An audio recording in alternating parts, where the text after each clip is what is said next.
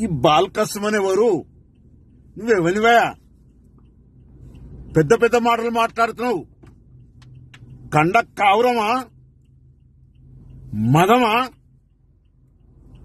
డబ్బులు బాగా పిచ్చిలేసిందా?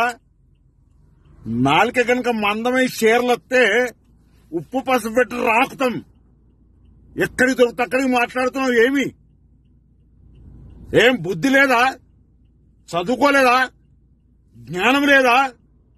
ఒక సభల ఈ రాష్ట్ర ముఖ్యమంత్రి రేవంత్ రెడ్డి గారిని, ఒక జాతీయ పార్టీకి అధ్యక్షుడైన రేవంత్ రెడ్డి గారిని నోటికొచ్చిన మాట్లాడడం నీ నాలుక మందం, నాలుక చీర్స్తాం కొడుక. ఏమనుకుంటున్నావు? ఈ తెలంగాణ రాష్ట్రాన్ని తెచ్చింది కాంగ్రెస్ పార్టీ. మేం పార్లమెంట్ నుండి కొట్లాడి తెచ్చినాం, బిల్లు పెట్టించినాం.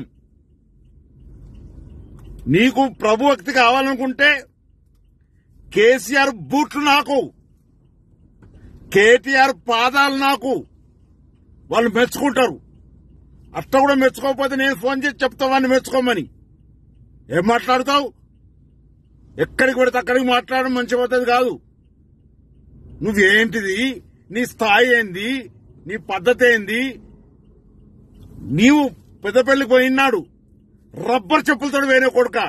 ఇంత డబ్బు ఎక్కడికి వచ్చింది? ప్రజలను ముంచి మోసం చేసి డబ్బులు సంపాదించి ఎక్కడికి పడితే అక్కడికి మాట్లాడుతా ఉన్నావు కొడుక. నీ సంగతి తెలుస్తారు.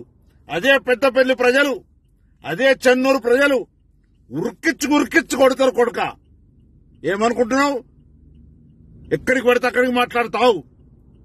వెంటనే బేషరత క్షమాపణ చెప్పాలి, లేకపోతే ఉరికిస్తాం. ఏమనుకుంటున్నావు?